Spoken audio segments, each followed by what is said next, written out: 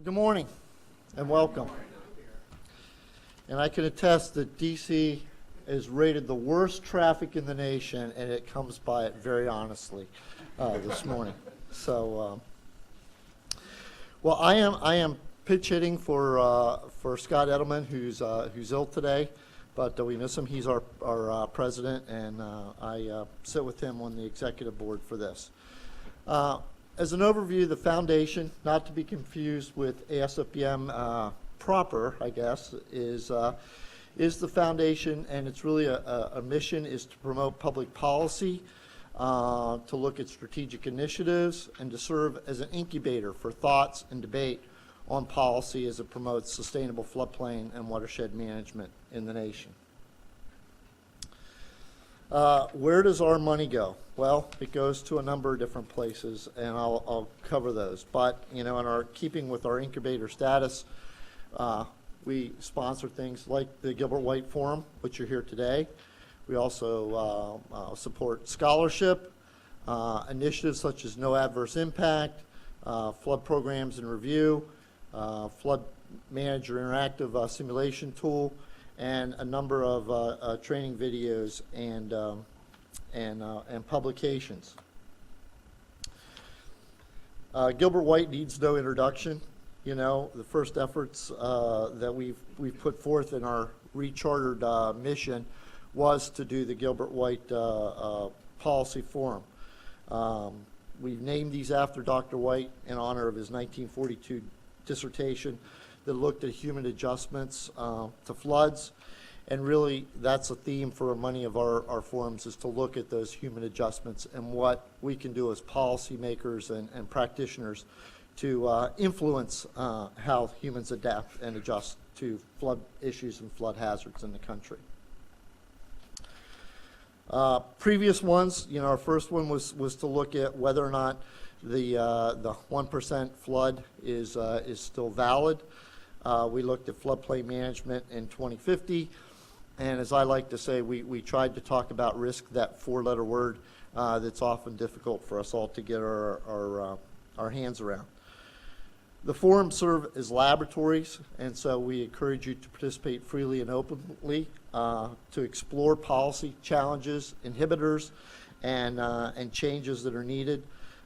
We want to look at things in detail, but we want you to expand your mind because we want to look at pathways and new ways forward, especially as we address such ticklish things as coastal floods and how humans deal with that. I mentioned our previous ones, the previous three. This one is to look at human adjustments in coasts, and with the long title, how we can use adaptive management to respond to changing hazards like we've seen with Katrina and Rita and Sandy and on, and especially in how to preserve the ecosystems and to better mitigate and reduce the risk of the nation to coastal flooding. The legacy of the forums are reports that are published following this, and they've all seen widespread distribution. We distribute these in print form as well as electronically, and have in the past done videos as well.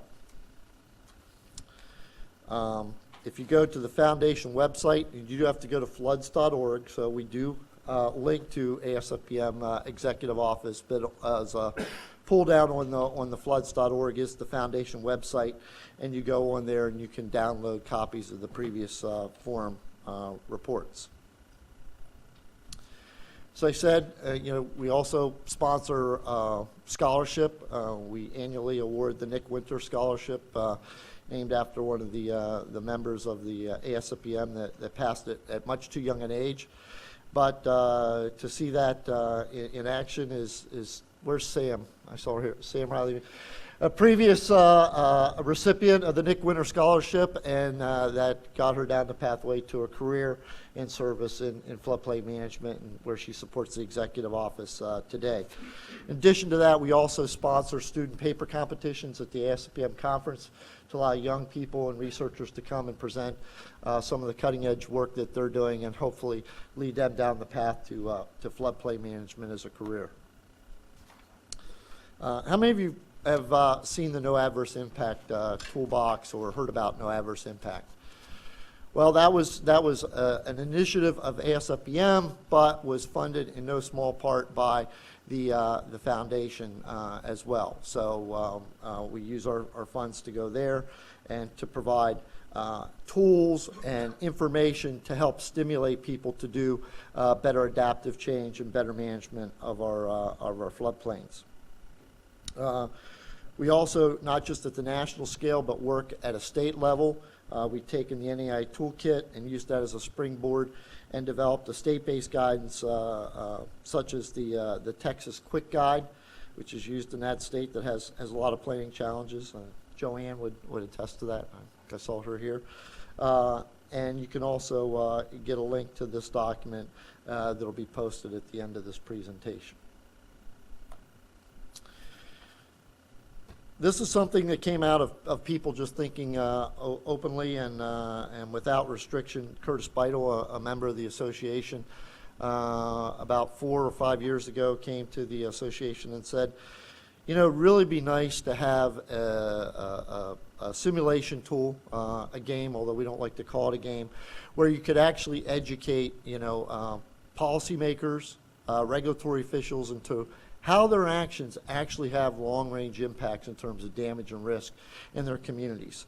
So we worked, the foundation stepped up, did funded an effort with some developers to actually do a serious content simulation tool where you can go in and over a 30, 40-year cycle with lots of random storm generators is to go forward and see how do you take a community that's already developed in harm's way and allow growth to occur. So you don't just win the or do well in the simulation by avoiding damages, but you also have to allow the community to grow and to stimulate an economic base. So things that that local officials are also concerned with, not just flood damages. We've demonstrated this at a number of state chapter meetings and meetings of local floodplain managers. And, you know, I've had the privilege of doing some of that myself. And you walk away there with people energized, and they're saying, my mayor, my county commissioner, all these people need to see this, to understand this is what I'm talking about. So we believe this tool is really helpful, and there are links to the foundation page there as well. And you can see that as you experience floods, you have damages, and it allows you lots of different options to buy out homes, to flood-proof them, to have higher standards. And then you get to see how well you're doing in terms of the damages that you've done. You have a budget because there's no limiting budget. Maybe we should have built a sequestration factor in here to just really wreck the budget, but that's probably a future funding element to address that in the simulation. We're very closely aligned with Gilbert White and what he stood for in floodplain management. So the foundation was happy to be one of the sponsors to the Gilbert White Memorial in Colorado.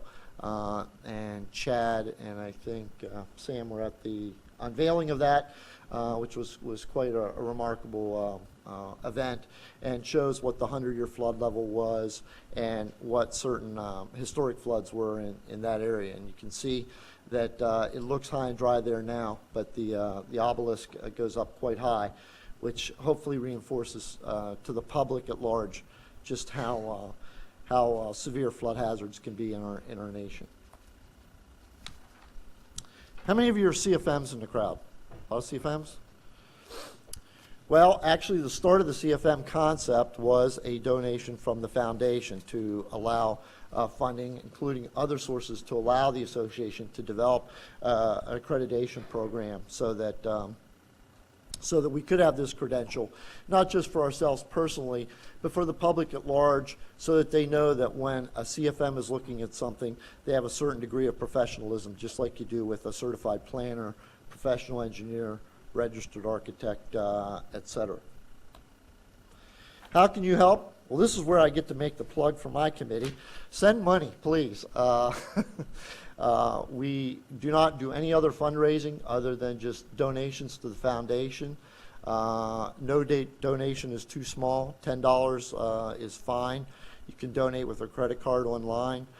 For those of you in industry, please consider getting your organizations to donate, because that's we can only do what we have money to support, and a lot of exciting things that you see come out of the activities of the foundation.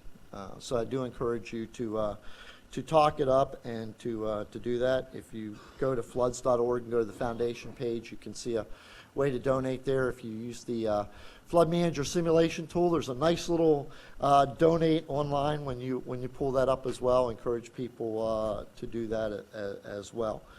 And last but not least, I do want to thank our sponsors again. These are tough economic times, and the 9 folks, companies that did step up to donate, and no small contribution was greatly appreciated, and you all couldn't be here and doing this without that. So here's some contacts in terms of the links. Curtis Beidel, who does the Flood Manager simulation stuff.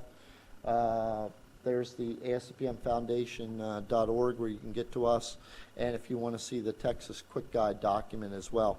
I think one other thing too is that out of these national forums, we have an initiative where we actually sponsor and help support local chapters doing these at the local level. And I think to date we've done two more coming up this year in terms of past ones. So that's a way to take the national perspective and to hone that down to the state level.